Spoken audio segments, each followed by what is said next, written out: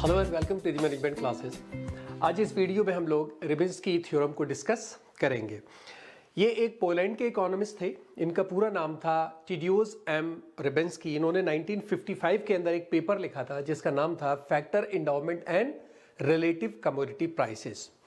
उसके अंदर उन्होंने जो बताया था कि how changes in an endowment affect the output of the goods when full employment level is maintain. पहले समझिए इंडाउमेंट जो वर्ड है इसका मतलब क्या है। इंडाउमेंट सिंपली हम कहते हैं कोई, मैं कहूं फैक्टर इंडाउमेंट। अगर मेरे पास 10 लेबर है और 10 मेरे पास कैपिटल है तो 20 मेरे पास है, तो ये 10 कैपिटल और 10 लेबर मेरे पास इंडाउमेंट कहलाएंगे। मेरे इंडाउमेंट में 10 कैपिटल और 10 लेबर है, तो जिसके पास जितने फैक्टर्स ऑफ प्रोडक्शन होते हैं वो उसके इंडाउमेंट कहलाते हैं। ठीक है, अब मेरी कंट्री में कितने लेबर है कितनी कैपिटल है वो उस कंट्री का एंडाउमेंट होता है। तो ये थ्योरी बताती है कि किस तरह से चेंजेस आते हैं आउटपुट में अगर एंडाउमेंट चेंज हो। जब हमारे पास फुल एम्प्लॉयमेंट लेवल मेंटेन है, प्राइसेस आर सेम है। ठीक है, अब मान लीजिए कि एंडाउमेंट बढ़ा, किसी का एंडाउमेंट बढ़ा, ये सपोज कर लीजिए कि सब कैपिटल बढ़ गया किसी का। ठीक है, तो वो इंडस्ट्रीज जो कैपिटल को यूज करती हैं उनका आउटपुट बढ़ जाएगा, और वो इंडस्ट्रीज जो कैपिटल का आउटपुट नहीं करती, दूसरे फैक्टर का करती हैं, जैसे लेबर ले लीजिए, उसका आउटपुट घट जाएगा। ठीक है, तो एक रिलेटिव फैक्टर इंटेंसिटी को हम देखते हैं, यानी जैसे सपोज कर लीजिए हमारा कैपिटल लेबर रेशियो है, तो हम ये इंडस्ट्री 1 का देखेंगे और यही कैपिटल लेबर रेशियो हम इंडस्ट्री 2 का देखेंगे। इससे हम पता लगा लेते हैं कि किस इंडस्ट्री के अंदर कितना कैपिटल है और कितनी लेबर है। इसी से दोनों चीजों से हम उसकी कंडीशन को पता कराते हैं। ये थ्योरी कहती है कि अगर आप फैक्टर को बढ़ाएंगे अनबैलेंस्ड, यानी फैक्टर सप्लाई आप अनबैलेंस्ड कर रहे हैं, तो उससे आउटपुट के अंदर स्ट्रॉन्ग एसिमेट्रिक चेंजेस आएंगे। जो हमारी इंडस्ट्रीज हैं, यानी 2 इंडस्ट्रीज हैं, उनके अंदर जो आउटपुट में चेंज आएगा वो एसिमेट्रिक होगा, एक सा नहीं होगा, बहुत अलग अलग होगा। क्यों? क्योंकि आपने जो फैक्टर्स बढ़ाए हैं वो अनबैलेंस्ड है। बैलेंस करके आप नहीं बढ़ाने के, इसमें इतना दिया तो इसमें इतना दिया, कोई सिस्टम नहीं है। मान लीजिए आपने कैपिटल बढ़ाया,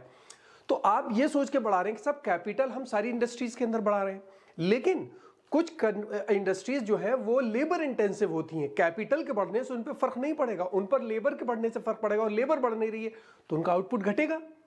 क्योंकि यहां पर जब आपने लेबर कैपिटल बढ़ाया है तो कैपिटल बढ़ाने से कैपिटल को यूज करने के लिए लेबर भी तो चाहिए होगी, तो आप लेबर भी इधर से ले आएंगे तो उसका आउटपुट घट जाएगा और इसका आउटपुट बढ़ जाएगा। ठीक है, यही चीज यहां पर इस थ्योरी में हमने बताने की कोशिश की है। ये थ्योरी क्या करती है? एनालाइज करती है effect of capital investment, immigration, जो कि हमने हिक्सर ओलिन के अंदर पढ़ा था। यानी हिक्सर ओलिन थ्योरी हम पढ़ चुके हैं, आप मॉडल पीर से जाकर उसका वीडियो देख सकते हैं। उसके अंदर हमने देखा था कि किस तरह से कैपिटल इन्वेस्टमेंट या इमिग्रेशन फैक्टर्स का और इमिग्रेशन फैक्टर का किस तरह से इफेक्ट करता है आउटपुट को। यही चीज यहां पर हम बताने की कोशिश करेंगे। अब मान लीजिए एक, जैसे मैं कह रहा हूं कि कैपिटल बढ़ रहा है,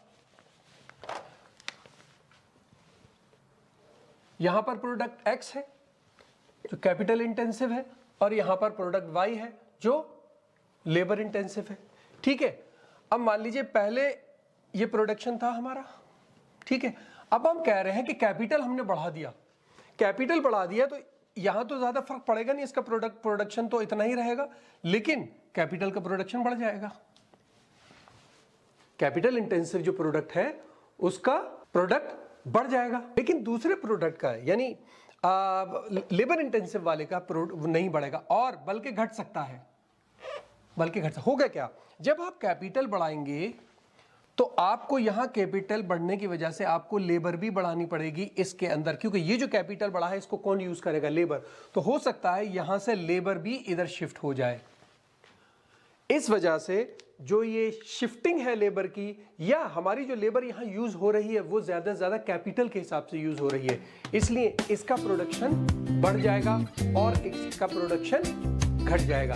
यही चीज हमें यहां पर इस मॉडल को प्रूफ करना है। ठीक है, अब देखिए इसके अंदर जो हम मॉडल यूज करते हैं रिबिन्स्की थ्योरम के अंदर, 2 तरह के मॉडल जनरली हम लेते हैं। दो मॉडल होते हैं, एक तो होता है लीनियर मॉडल,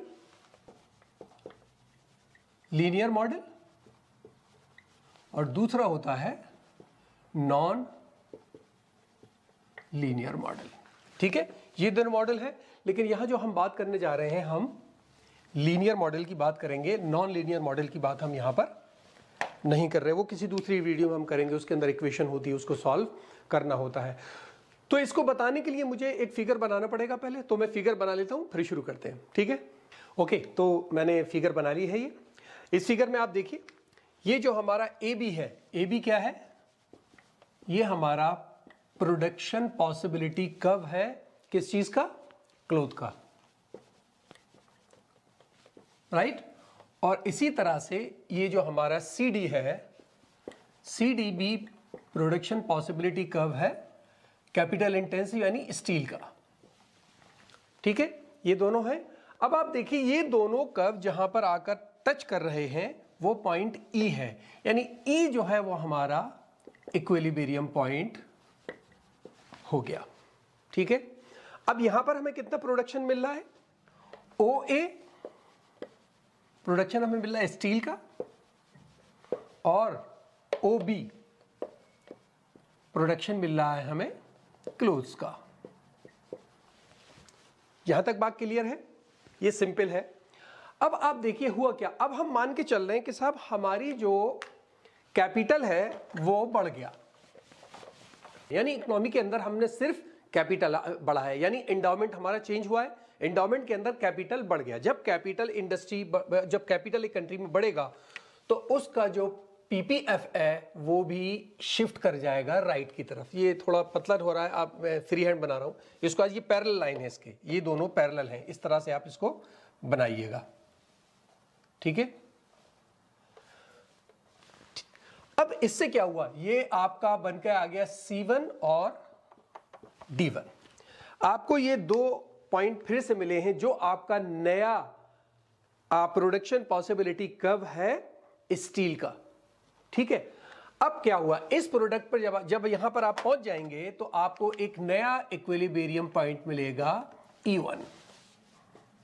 E1 आपका न्यू इक्विलिब्रियम पॉइंट। ठीक है, क्लियर है यहां।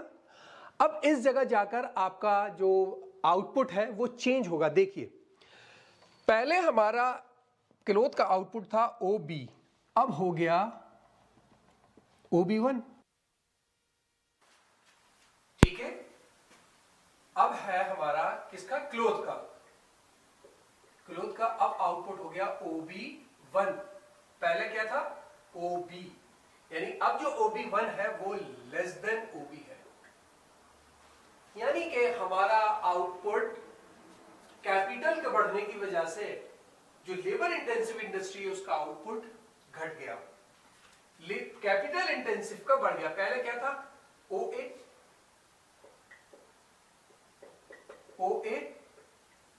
अब क्या हो गया, O, इसको ले लीजिए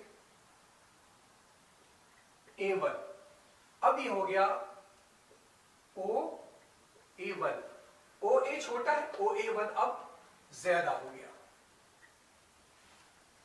ठीक है, हुआ क्या यहां पर, अगर आप इसको गौर से देखें, रीजन क्या है कि जैसे ही कैपिटल बढ़ा, कैपिटल बढ़ने की वजह से वो इंडस्ट्रीज जो कि कैपिटल इंटेंसिव हैं उन्होंने उनको यूज किया, और जब वो कैपिटल बढ़ा तो उनको लेबर की भी जरूरत पड़ी, और जब उन्होंने लेबर की जरूरत पड़ी तो उन्होंने लेबर हायर करना शुरू की।